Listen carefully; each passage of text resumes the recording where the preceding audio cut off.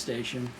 The bus I took to the Port Authority building in New York, took one block up to the Long Island Railroad, got on the train, and when I sat down, I was facing the engine, and a guy hopped on, and he was dressed up with a hat, briefcase, and he sat down in front of me, and he says, "Where are you going?" I said, "I'm going out the Motion to buy a Vette." He goes, "I walk by that every day." And he says, "I'll go with you." So he got off with me, and he walked in, and I walked up to the receptionist, and she says, "Can I help you?" I had my duffel bag and my briefcase and stuff, and I was still in my uniform because you had to take it, you had to wear it home. You couldn't get in the civvies, you had to take it or wear it home. So I said, I want to buy a Vette. And she says, "Well, let me get Joel." So I was kind of, geez, I'm going to get to see this guy. So we sat down at his desk, and and the guy that walked in with me, he looked around and he left. And so we're sitting there and we're writing up the order. He says, "What do you want?" I said, "Well, I want a Phase 3 Vette, and I want a coupe, and I want it silver. And I want your wheel wells, your hood, and your rear window." And then he said, "Okay, what engine you want?" And I said, "I like the LT-1. And he looks up at me and goes, "That's a small block." I go, "Yeah." He says, "Well, you're the first LT-1, or first small block I sold. All of them are big blocks." So we wrote it up, as you've seen it there. Mm-hmm. I go out, I get on the train, I go home, and they said it'd be about 3 months. So that was September 20th, or 21st. So I called him in January, and I talked to Dave B. He goes, "Tommy," he says, "it should be here any time." So a couple weeks later, he calls me up. He says, "Tom," he goes, "I got bad news." I go, "What?" He goes, "The truckers went on strike." He says, "Your Vette is sitting on a truck somewhere." So I waited and waited and waited, and then in May, Is it working? April or May, he calls me up and says, "Tom, we got your Vette." He says, "Give us a couple weeks, we'll get it ready." And he said, "I'll call you, and you come up and pick it up." Because everything from Motion, you had to drive home. Okay. They wouldn't deliver nothing on a truck to another dealer. Yeah. You had to go there and pick it up. So Bob Ballot, I knew he knew how to drive standing. I was taught, but I'm going to get in a Vette and drive it home. So I took him with me, 55 minutes up, and I think it was about 9 hours home. So there was and I don't see you have it, I had a brown case, a folder with Mr. Motion on the front of it. I took one of those stickers and I stuck it on the front. Okay. And Dave says, "How am I going to know you?" I said, "Well, I'm going to sit in the seats in the airport, and I'll have that setting up like this." And so he comes through and he's walking up and he sees me and walks over and goes, "You're Tom." I go, "Yeah." I says, "You're Dave." And he said, "This is where I grew up." So he says, "Let's go." And we got in the car and we took off and we pulled in, and Mr. Motion was sitting right beside the dealership, the showroom. And he says, "That look all right." We walked around it, and we had to go in and get the 20-day tag, and then pulling out of there, I had to pull out on the Sunrise Highway, and that's a drag strip. So we took off, and we're going, and all of a sudden the road goes off like that, and I'm going, "Bob!" I says, "What the heck's going on?" And he says, "Pull over here," and there was some kids playing baseball. He says, "How do we get back on the Sunrise?" And they said, "We do this, and you'll get back on it." Bob says, "Let me drive." And I said, "Thanks." So we got in it, we took off, and we're going down Sunrise, and 56 miles. He says, "Tom." I said, "What?" He says, "Speedometer stop."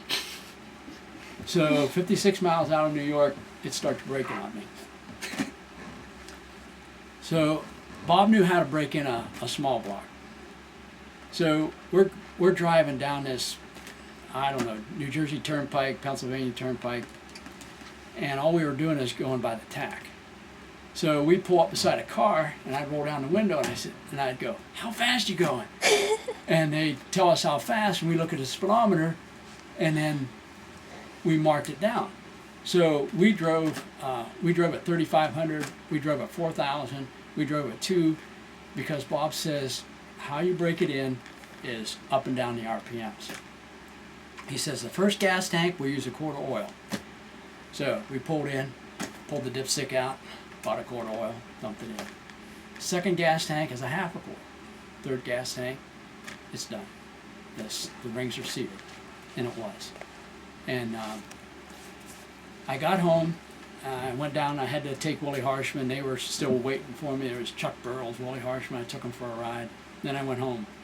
And then those pictures you've seen under that tree was the next day. Oh, wow. And after that, the headlight, where you pull the headlights out, that broke 3 times. The spring come up through the rider's seat. Luckily, Fran wasn't in it when it came up through. The rear main seal went out. There was no positive traction fluid in the rear end. Mm-hmm.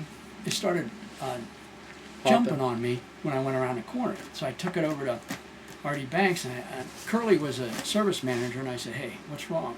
This is what's wrong with it." So they put it up on the rack, they tested it, and no positive traction fluid.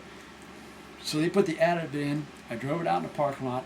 I drove around 10 times this way, 10 times this way to lubricate the plates. It was good. Of course, when I got home, everything was out of line, so I had to do that.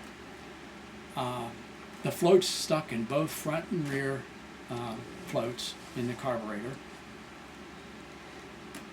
What else happened to it? Oh, the battery.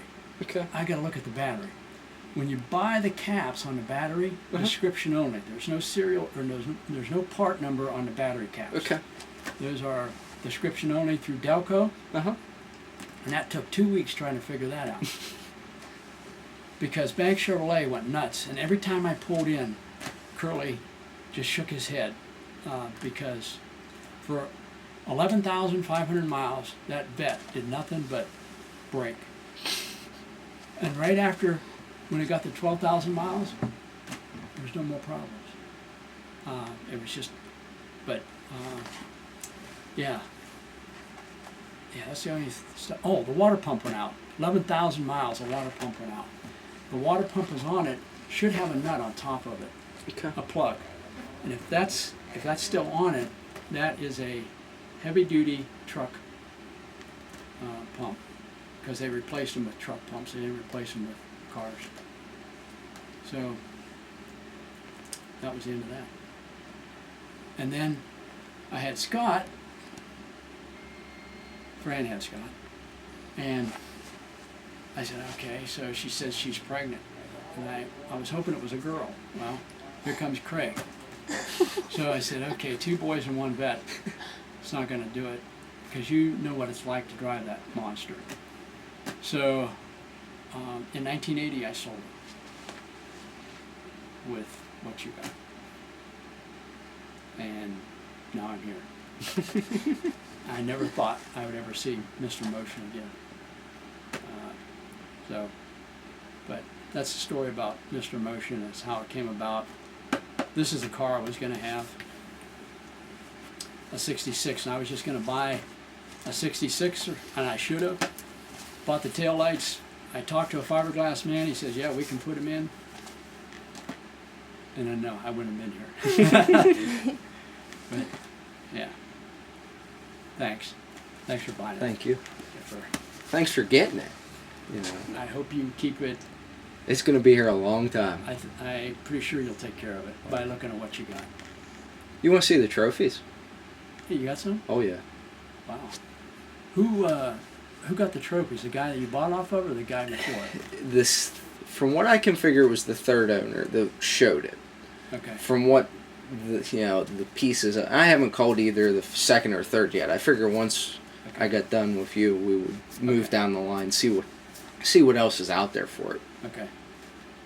But let's go see him. Okay.